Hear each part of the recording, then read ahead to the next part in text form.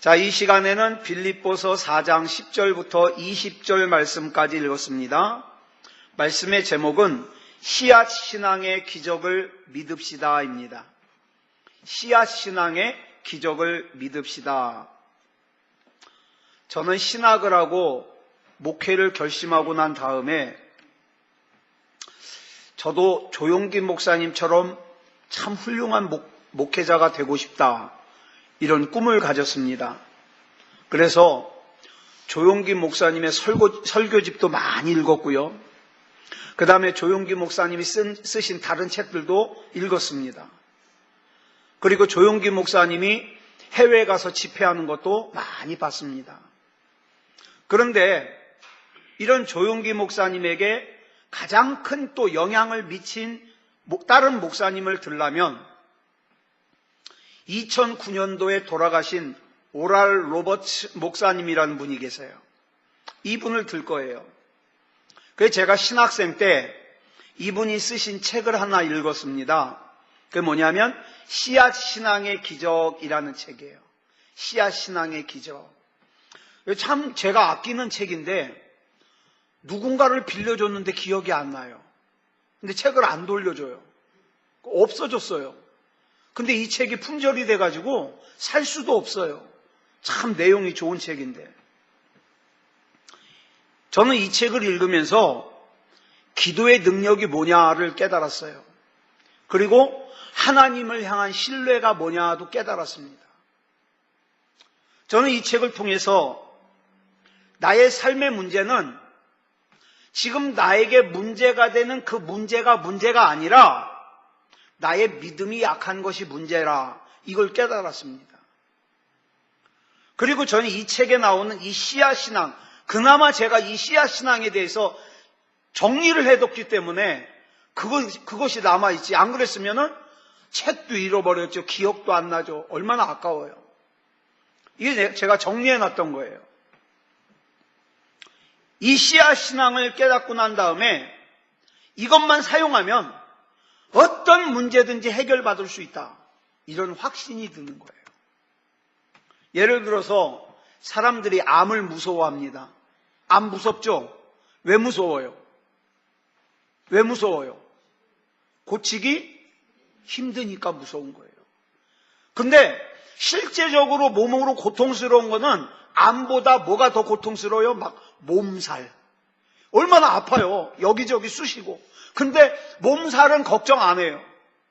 치과집게 아파봤자, 그죠? 며칠 뒤면 나을 거니까. 몸살은 아파도 걱정 안 해요. 자, 보세요.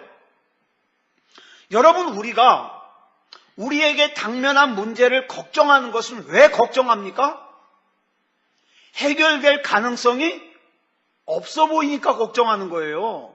해결될 가능성이 있으면 걱정 안 하죠. 그죠? 그런데 이것이 해결되는 가능성이 있다 없다를 누구의 기준으로 생각해요?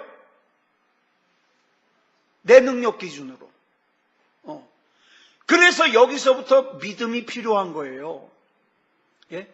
하나님의 능력의 기준으로 보면 걱정할 일이 아닌데, 그죠? 그래서 이 오랄 로버츠 목사님의 해결책이 뭐냐면 씨앗 신앙을 사용해라, 이 말이에요. 씨앗 신앙을 사용해라. 그러면 씨앗 신앙이 뭐냐? 이 오랄 로버츠 목사님이요, 씨앗 신앙의 기적이라는 책에서 이 씨앗 신앙의 세 가지 중요한 원리를 설명했어요. 이걸 꼭 기억하세요. 첫 번째 원리가 뭐냐? 나에게 공급해주는 공급원은 사람이 아니라 하나님이시라는 걸 믿으라, 이 말이에요. 저와 여러분이 하나님을 믿는 사람들이잖아요. 나에게 공급해 주시는 분은 하나님이세요. 이걸 이 원리예요. 두 번째 원리가 있어요. 받기 전에 먼저 주십시오. 하나님께든 사람에게든 받기 전에 먼저 주십시오. 두 번째 원리예요. 세 번째 원리는 뭐예요? 쉬워요. 기적을 기대하십시오. 응답을 기대하십시오. 이 세 번째 원리예요. 이 오랄 로버츠 목사님이 쓰신 또 다른 책이 고통의 풍랑 위를 걸을 때라는 책인데, 이 책에서 또 이 씨앗 신앙을 갖다가 강조를 하는데, 우리가 매일매일의 삶 속에서 믿음의 씨앗을 심는 것이야말로 우리 인생이 성공하느냐 실패하느냐를 결정하는 아주 중요한 일이라는 거예요. 자, 그러면 한번 돌아보자고요. 저와 여러분은 오늘 믿음의 씨앗을 심었습니까? 여러분, 우리 인생의 기적을 가져오는 것은 뭐냐면 바로 이 씨앗 신앙이에요. 이거 안 심으면 기적 경험 못해요. 여러분, 이 씨앗 신앙은요, 우리의 불치병도 고쳐줄 수 있어요. 물질의 복도 해결해 줄 수 있어요. 문제도 해결해 줄 수 있어요. 그러므로 오늘 우리 참 중요한 거 우리가 살펴보는 거예요. 이 오랄 로버츠 목사님이 강력하게 주장하였고, 나중에 조용기 목사님의 설교를 제가 가만히 정리해 보니까 핵심은 다 이거예요. 이거. 그리고 어떻게 해요? 여의도 순복음교회를 비롯하여서 수많은 교회에서 많은 사람들이 이것을 갖다가 실제적으로 경험한 거잖아요. 그래서 간증하잖아요. 그래서 이 시간 이 씨앗 신앙에 대해서 말씀을 드리려고 합니다. 자, 첫 번째 원리가 뭐라 그랬죠? 첫 번째 원리, 나에게 공급해 주시는 분은 하나님이시라는 걸 믿자, 이 말이에요. 하나님이시다. 전도서 5장 19절 말씀을 보니까 뭐라고 말씀하고 있냐면, 같이 읽겠습니다. 시작. 어떤 사람에게든지 하나님이 재물과 부요를 그에게 주사 능히 누리게 하시며 제 몫을 받아 수고함으로 즐거워하게 하신 것은 하나님의 선물이라. 여러분, 이와 같이 우리 하나님은요, 저와 여러분에게, 우리는 자꾸 신앙생활하면서 잘못된 편견을 가지는 게 뭐냐면, 신앙이 좋은 사람은 부자가 되면 안 된다고 생각해요. 아니요. 오히려 우리 하나님은요, 재물도 주시는 분이에요. 물론 재물뿐만 아니라 다른 모든 것도 주십니다. 그런데 하나님을 신뢰하지 못하고 하나님을 믿지 못하면 교회 다니면서도 어렵게 살아요. 어렵게 살아요. 따라서 우리는 하나님을 나의 공급원으로 삼아야 됩니다. 다른 사람이 나 도와주겠지, 다른 어떤 친구가 나를 도와주겠지, 우리 가족 누가 나를 도와주겠지, 그런 헛된 꿈 꾸지 말라 이 말이에요. 현대 사회에서는요, 사람들이 자꾸 생각하는 게 뭐냐 하면, 사람이, 다른 누군가가 나의 공급원이라는 생각을 가지기가 쉬워요. 그래서 어떡합니까? 하나님을 나의 공급원으로 생각하는 것은 막연하고 사람을 나의 공급원으로 생각하는 것은 구체적이라. 내가 하나님을 나의 공급원으로 믿기보단 차라리 내가 사람을 의지해야 되겠지, 이렇게 생각해요. 바보예요. 잘 들으세요. 왜 바보라 그러는가 제가 설명을 드릴게요. 여러분, 가끔 우리 하나님께서 사람을 우리의 공급 수단으로, 공급의 도구로 사용하실 때가 있습니다. 그러나 그 공급의 근원은 그 사람이 아니라 누구예요? 하나님이세요. 하나님. 다른 모든 것들은 다 뭐에 불과하냐? 도구에 불과해요. 도구에. 빌립보서 4장 19절 말씀 우리 같이 읽겠습니다. 시작. 나의 하나님이 그리스도 예수 안에서 영광 가운데 그 풍성한 대로 너희 모든 쓸 것을 채우시리라. 그래서 기왕에 예수 믿으려면 계산하지 말고 믿어요. 바보 같을 정도로 하나님을 신뢰하면서 믿어요. 왜? 하나님의 계산은 내 계산을 뛰어넘기 때문에 나는 그 하나님의 일하시는 거 이해 다 못합니다. 그러니까 그냥 하나님의 말씀대로 믿는 게 가장 지혜로운 거예요. 여러분, 여기 보니까 하나님이 우리 모든 필요의 근원이요, 근원이라는 이 진리의 요절 말씀이에요. 여기서 중요한 말씀이 뭐냐 하면 그 풍성한 대로예요. 그 풍성한 대로. 왜 우리 하나님이 풍성하신가? 하나님의 일하심의 근거는 이 땅에 있는 재료와 자원의 영향을 받는 분이 아니기 때문에 그래요. 여러분, 이 세상의 경제 원리 가운데 가장 중요한 경제 원리가 뭐냐면 수요와 공급의 법칙입니다. 예를 들어서 필요로 하는 사람이 많은데 물건이 조금밖에 안 나와요. 그러면 어떻게 해요? 물가가. 지난번에 그 조류 독감 때문에 계란이 없어졌죠? 막 닭들을 다 갖다 죽이니까 계란이 없어졌어요.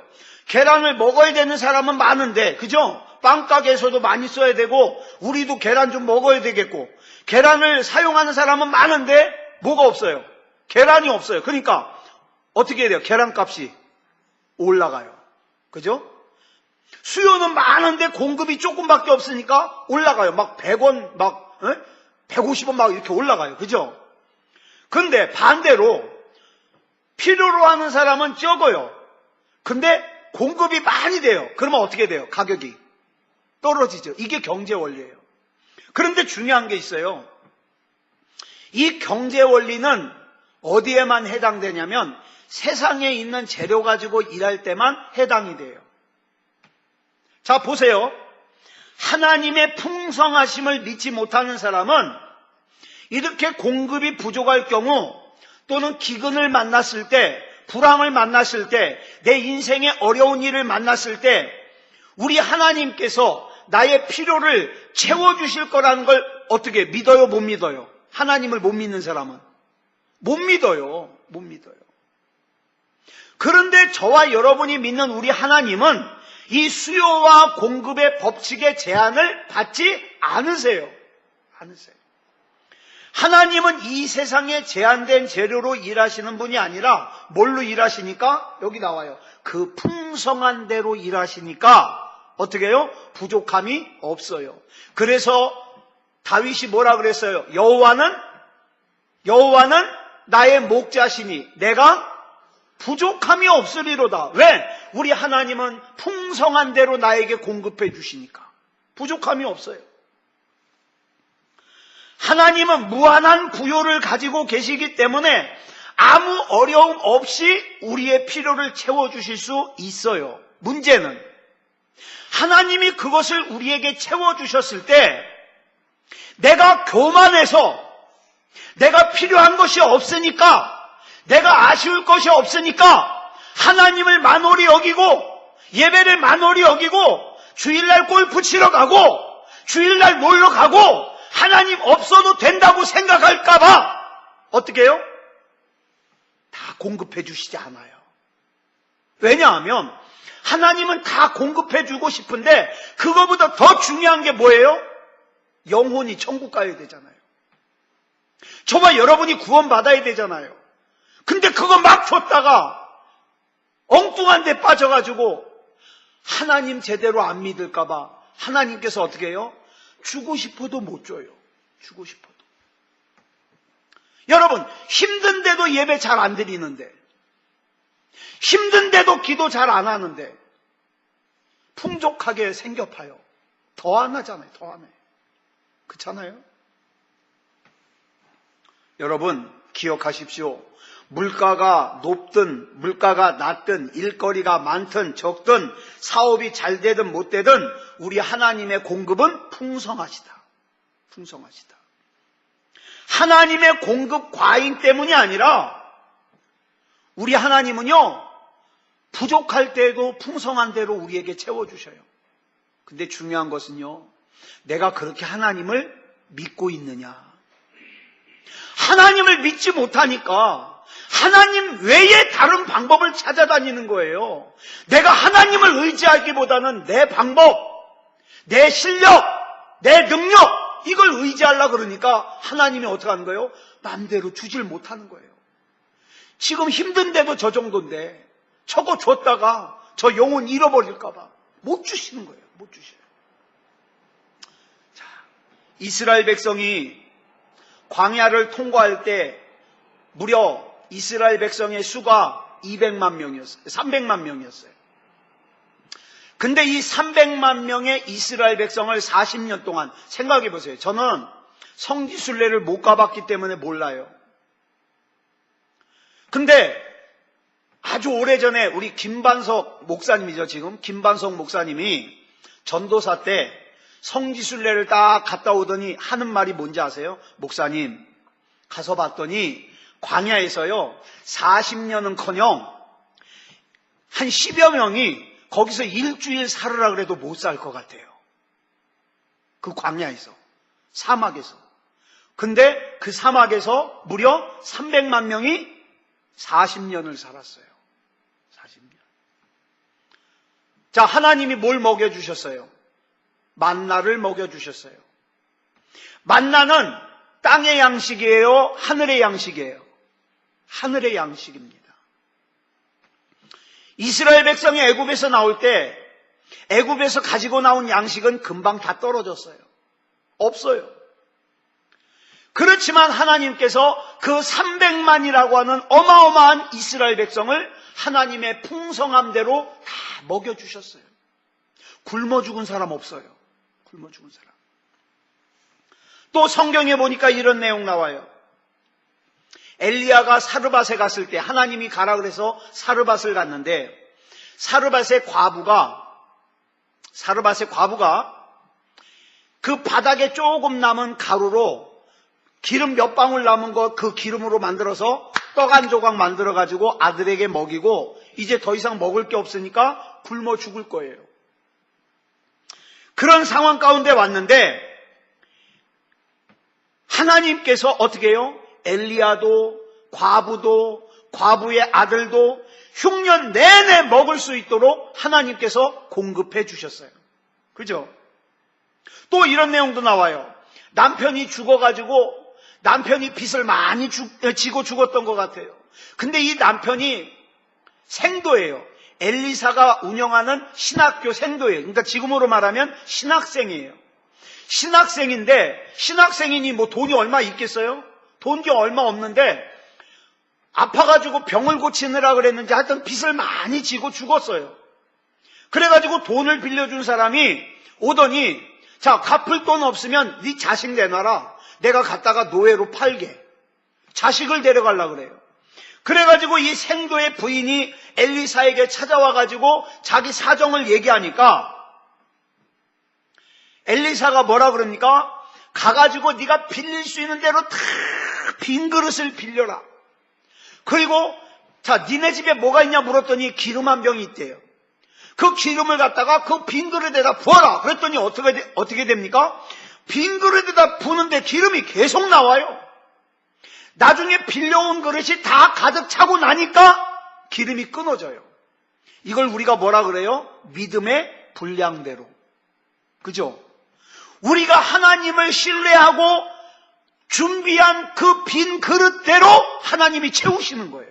그러니까 어떤 사람은 이럴 수 있어요. 에이, 하나님 믿는다고 뭐가 달라져? 그냥 달랑 요만한 양동이 하나 갖고 오면 그것만 채우는 거예요. 근데 하나님의 말씀이 약속하셨으니까 내가 있는 대로 그릇 다 빌려와야지. 믿음의 그릇을 갖다가 많이 준비하면 하나님께서 많이 채우시는 거예요. 신기하게도 엘리사의 말대로 했을 때 기름병에서 기름이 계속 나와서 어떻게 해요? 기름이 가득해요. 그래서 그 기름을 팔아가지고 빚도 갚고 생활할 수 있었다는 거죠. 저와 여러분 잘 아는 오병이어 기적을 보세요. 벳세다 들녘에서 장정 남자만 5,000명, 여자와 아이들까지 합하면 좋기 10,000명이 넘는 많은 사람들이 모여 있는데 보리떡 5토막과 물고기 2토막으로 어떻게 해요? 다 배불리 먹이고도 12광주리가 남았어요. 이 모든 기적에서 하나님께서는 사람들의 필요를 다 채워주셨어요.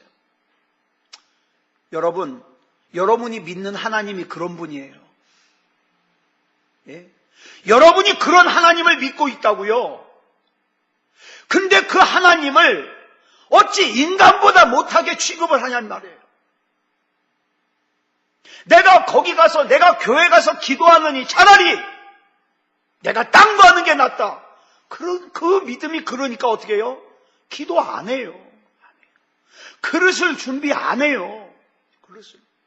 여러분, 이 모든 기적에서 하나님은요, 수요와 공급의 법칙으로 일하시는 게 아니라 하나님의 풍성하신 대로 부유하심으로 일하십니다.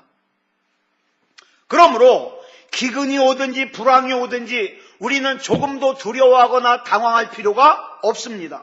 우리가 하나님을 믿고 오직 하나님을 나의 공급원으로 신뢰하게 되면, 여러분 잘 아시는 시편 1편 3절에 보니까 뭐라 그랬습니까? 시작.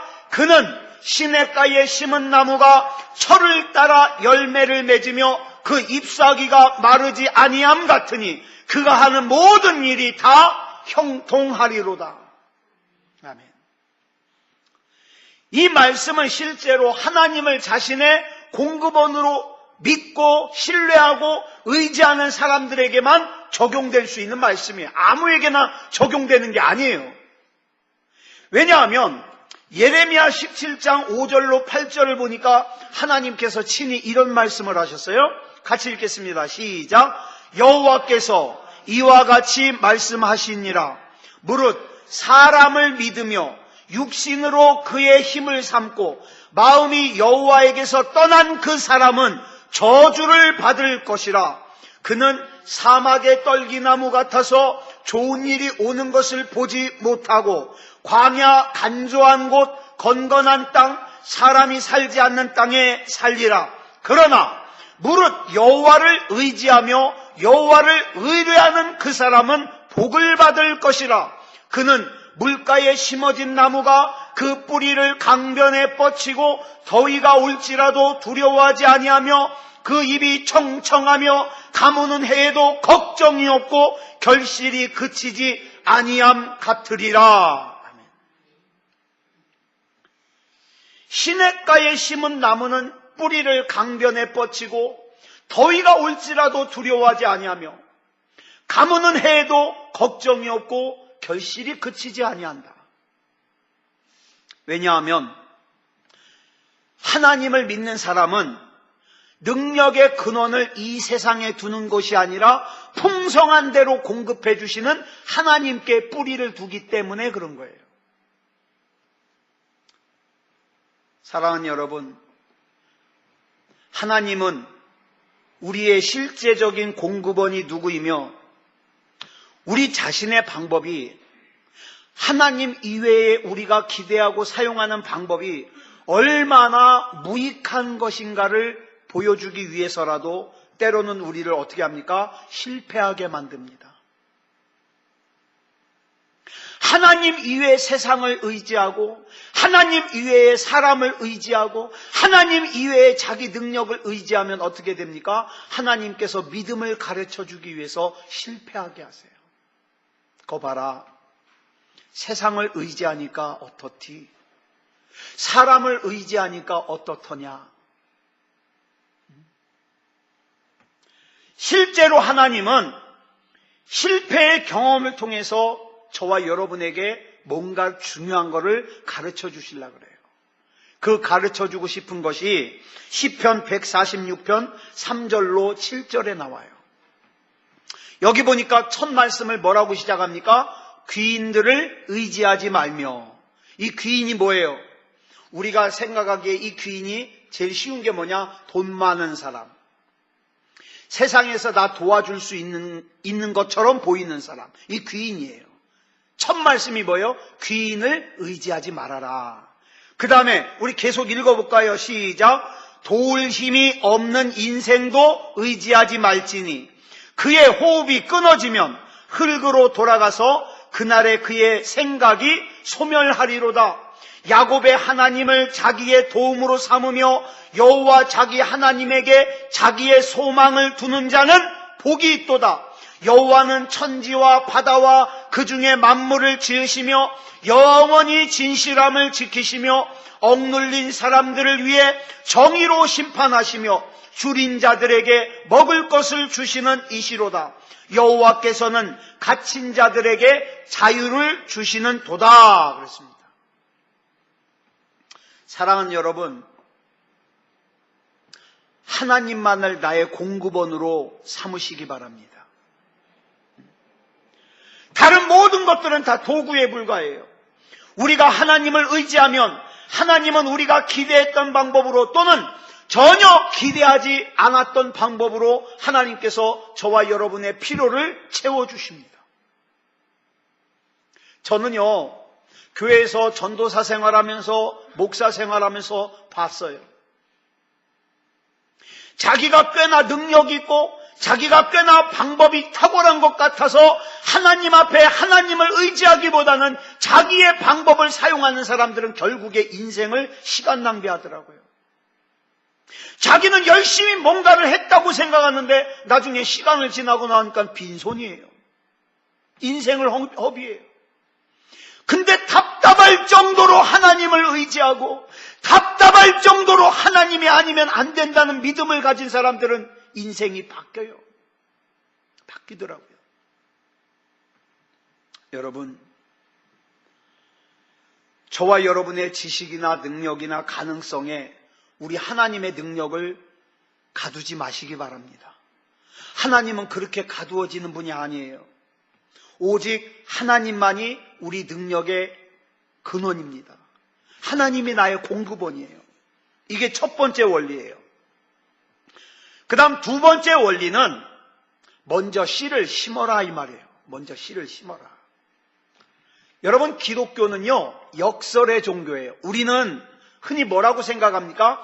하나님이 나에게 이렇게 해주시면 내가 이렇게 하겠습니다. 하나님이 나에게 로또를 당첨하게 해주시면 제가 무지하게 많이 헌금하겠습니다. 하나님이 나 여기 들어가게 해주시면 제가 감사의 헌금을 하겠습니다.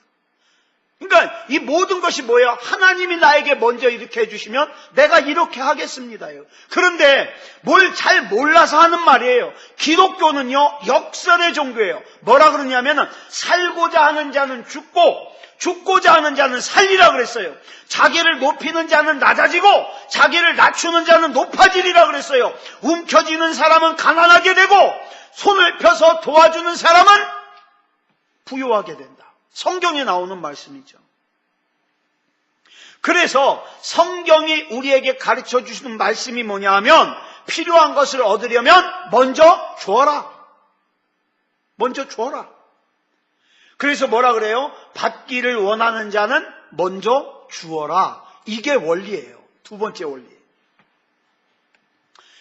누가복음 6장 38절 보겠습니다. 시작. 주라. 그리하면 너희에게 줄 것이니 곧 후이되어 누르고 흔들어 넘치도록 하여 너희에게 안겨주리라. 너희가 헤아리는 그 헤아림으로 너희도 헤아림을 도로받을 것이니라. 제가 가만히 교회에서 보니까 하나님 앞에 헌금하는데 인색한 사람 치고 풍성하게 되는 사람을 못 봤어요. 진짜예요. 진짜예요. 줄 수 있는 기회를 내가 하나님께든 아니면 내가 다른 사람에게든 나누어 줄 수 있는 기회를 거절하는 것은 곧 뭐를 거절하는 거냐면 내가 받을 수 있는 기회를 거절하는 것과 같아요. 우리는 숨을 쉴 때 어떻게 합니까? 들여 마셨다가 내셨다가 들어 마셨다가 내셨다가 합니다. 공기를 마시려면 여러분, 세상에 공기를 마시기만 하는 사람이 있어요, 없어요? 죽어요. 공기를 마시려고만 하면 죽어요. 마시려면 어떻게 해요? 속에 있는 공기를 내뱉어야 돼요. 그죠? 농사하는 농부, 여러분 성경에 보니까 우리의 신앙생활을 농사에다 많이 비유를 했는데 농사하는 농부는요, 추수만 합니까? 씨를 먼저 뿌립니까? 씨를 먼저 뿌려요. 씨를 먼저 심지 않으면 아무것도 거둘 것이 없어요. 그래서 씨앗을 심는 것은 꼭 필요한 거예요. 자, 농부가 밭두렁에 앉아가지고 논두렁에 앉아가지고 기도합니다. 통성기도예요. 주여, 곡식을 많이 거두게 해주십시오. 근데 씨를 안 뿌렸어요. 걷어요, 못 걷어요? 못 걷어요. 근데 요즘에 신앙생활하는 사람들 보면 이런 농부 같은 사람들이 많아요. 씨를 뿌리지 않아요. 그리고 어떡합니까? 그저 달라고 이 문제 해결해 달라고. 좋은 사람 만나게 해달라고. 하나님이 말씀하셔요. 심어라, 심어라. 그러면 심은 것에게 복을 줘서 30배, 60배, 100배로 거두게 해주겠다. 안 심어요, 안 심어. 시간도 안 심고, 기도도 안 심고, 안 심어요. 갈라디아서 6장 8절을 보니까 뭐라 그랬습니까? 이렇게 시작을 해요. 스스로 속이지 마라. 여러분, 자기가 자기를 속여요. 나는 안 심어도 잘 거둘 수 있을 거야. 그건 자기가 자기 속이는 거예요. 그래서 뭐라 그래요? 스스로 속이지 마라. 같이 읽겠습니다. 시작. 스스로 속이지 말라. 하나님은 업신여김을 받지 아니하시나니 사람이 무엇으로 심든지 그대로 거두리라. 자기의 육체를 위하여 심는 자는 육체로부터 썩어질 것을 거두고 성령을 위하여 심는 자는 성령으로부터 영생을 거두리라. 어떤 수학이, 여러분, 어떤 수학이 있으니에 많은 사람들이 그래요. 내가 먼저 거두면 내가 감사의 것을 심겠다. 아니요, 순서가 바뀌었어요. 씨앗을 심어야 돼요. 제가 가만히 보니까 내가 나중에 이렇게 되면, 나중에 나에게 먼저 이렇게 주면 내가 이렇게 하겠다는 사람은요, 이렇게 받아도 안 해요. 그죠? 그런 얘기 있잖아요. 막 내가 로또가 당첨이 되면 새소망교회 성전을 내가 짓겠습니다. 아니요. 로또 당첨되면 그 사람은 어떻게 해요? 밤에 도망가요. 내가 이렇게 돈이 많은데 이 콧구멍만한 교회 내가 다닐 일이 있어. 그죠? 큰 교회 가서 떵떵거리고 목에 힘주고 다녀야지. 도망가 버려요. 그죠?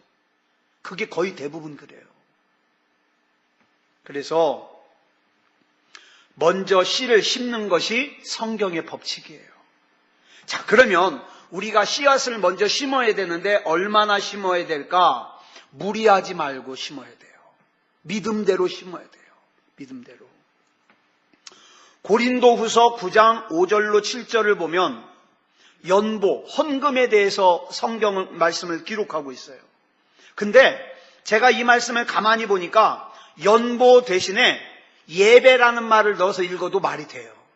자, 우리 이 말씀을 처음에는 있는 그대로 읽어보고 그 다음엔 연보 대신에 예배를 넣어서 한번 읽어보겠습니다. 시작. 내가 이 형제들로 먼저 너희에게 가서 너희가 전에 약속한 연보를 미리 준비하게 하도록 권면하는 것이 필요한 줄 생각하였노니 이렇게 준비하여야 참 연보답고 억지가 아니니라. 이것이 곧 적게 심는 자는 적게 거두고 많이 심는 자는 많이 거둔다 하는 말이로다.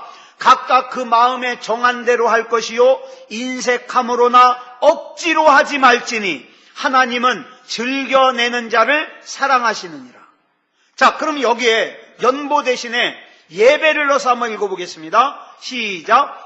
내가 이 형제들로 먼저 너희에게 가서 너희가 전에 약속한 예배를 미리 준비하게 하도록 권면하는 것이 필요한 줄 생각하였노니 이렇게 준비하여야 참 예배답고 억지가 아니니라. 이것이 곧 적게 심는 자는 적게 거두고 많이 심는 자는 많이 거둔다 하는 말이로다. 각각 그 마음에 정한 대로 할 것이요 인색함으로나 억지로 하지 말지니 하나님은 즐겨내는 자를 사랑하시느니라. 여러분, 적게 심는 자는 적게 거두고 많이 심는 자는 많이 거둔다. 이게 성경의 원리예요. 그러므로 할 수 있는 한 많이 심는 게 좋습니다. 많이. 농부가 씨를 뿌릴 때 저는 농사 안 져봤어요. 제가 생긴 건 촌스럽게 생겼는데 저는 정말 농사 조금도 안 져봤어요. 근데 이거 알아요. 제가 질문 하나 드려볼게요. 농부가 씨를 준비하는데 자기가 가진 종자 중에서 가장 좋은 것은 어떻게 할까요? 먹을까요? 씨로 쓸까요? 예? 아, 먹어야지 왜? 왜 씨로 써요? 예? 예? 더 풍성하게 거두려고. 만약에 막 가라지 막 섞여 있고 쓸모없는 걸 갖다가 씨로 심으면 어떻게 해요? 나중에 심을 때는 다 심고 났는데 나중에는 싹이 나는 것도 별로 없고. 그죠? 여러분, 우리나라도 그러잖아요. 막 종자를 자꾸 개량하잖아요. 어떻게 하면 더 죽지 않고 잘 자라며 어떻게 하면 더 쌀알이 많이 맺힐까? 그죠? 그 연구하잖아요. 농부는요, 자기가 가지고 있는 것 중에서 가장 좋은 것을 심습니다. 심어요. 여러분은 여러분이 가지고 있는 것 중에서 가장 좋은 것 심습니까? 여러분, 우리 인생 가운데 예배를 갖다가 드릴 때 나의 시간 가운데 가장 좋은 거 심어요? 예? 내 마음 중에 가장 좋은 거 하나님께 심습니까? 가장 좋은 거. 씨앗이 좋지 않으면 열매가 좋지 않아요. 예. 그러므로 우리는 할 수 있는 한 가장 좋은 거 심어야 돼. 예수님이 뭐라 그러셨어요? 네가 헤아리는 그 헤아림으로 너도 헤아림을 받을 것이다. 무서운 말이에요. 내가 하나님을 만홀히 여기면 하나님도 나를 만홀히 여겨요. 내가 예배를 가볍게 여기고 만홀히 여기면 하나님도 나를 가볍게 여기고 만홀히 여겨요.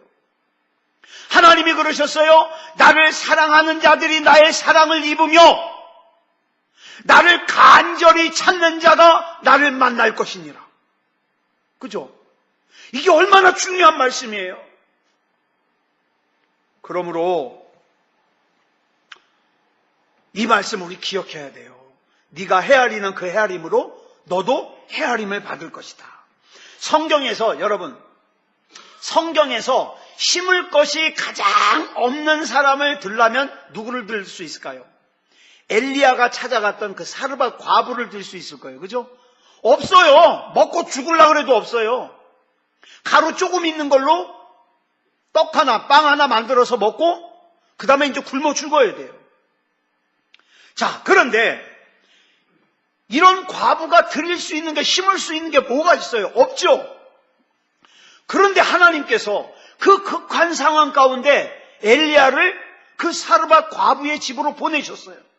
그리고 어떻게 해요? 참 엘리야 선지자도 뻔뻔하지. 딱 하나 만들어가지고 애 먹이고 같이 굶어 죽으려고 하는데 그걸 갖고 오래요. 자기 먼저 먹으래. 자기 먼저 먹겠대요. 근데요, 웬만한 사람 같으면 그런 엘리야를 경멸에 찬 눈으로 볼 거예요. 저 식탐, 자기밖에 모르는 인간, 막 그러면서 욕할 거예요. 근데 이 사르밧 과부는 어떻게 했습니까? 그러지 않았어요.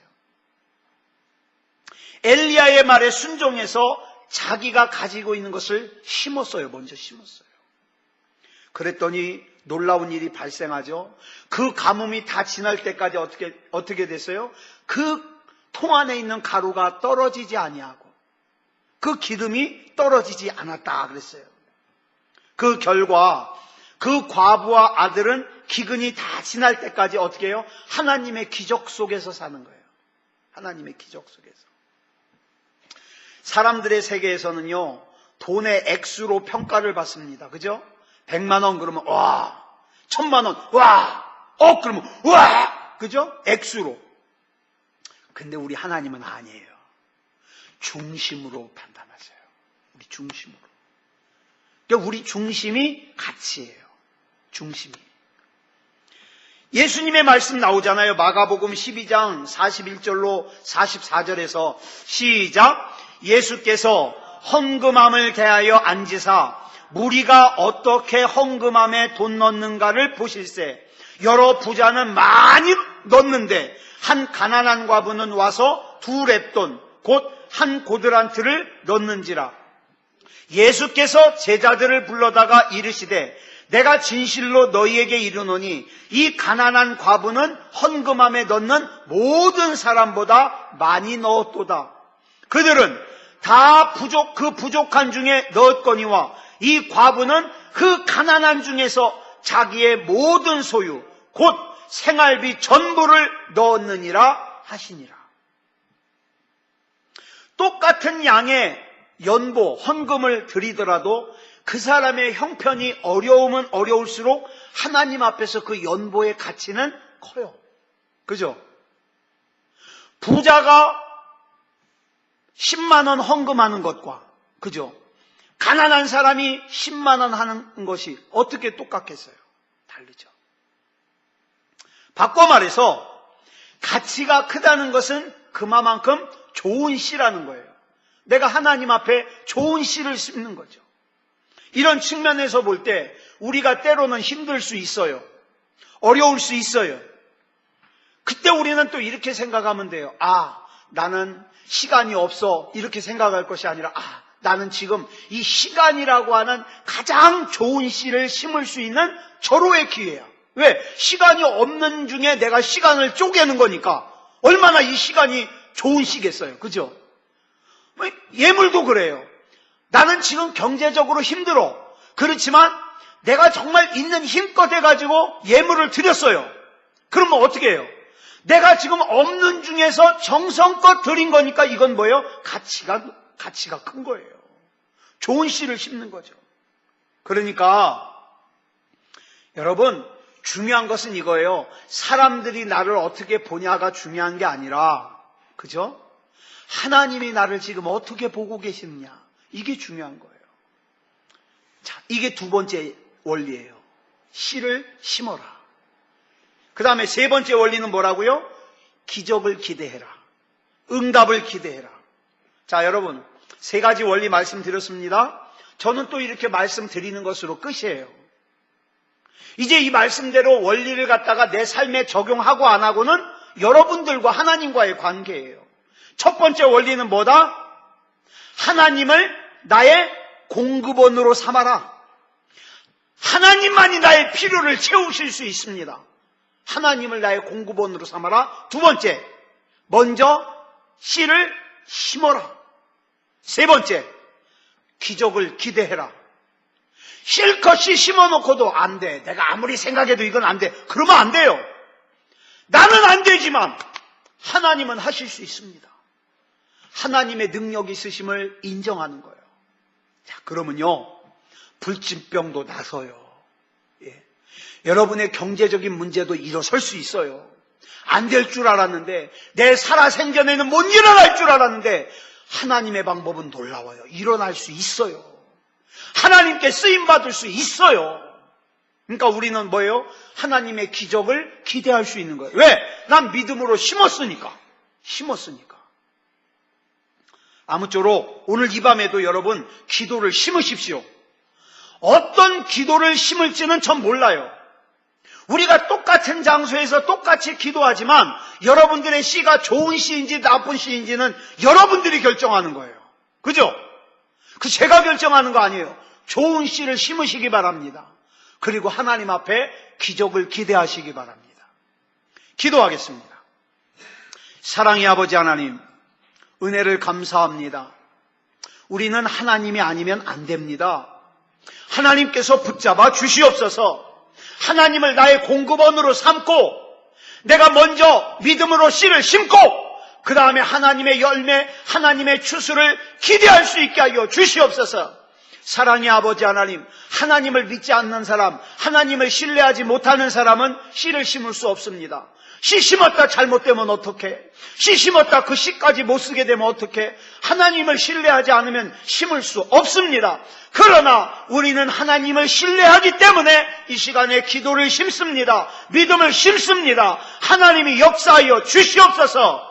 우리 하나님께서 이 시간 붙잡아 주시고 인도해 주실 줄 믿사오며 그리스도 예수님의 이름으로 간절히 기도드렸사옵나이다. 아멘.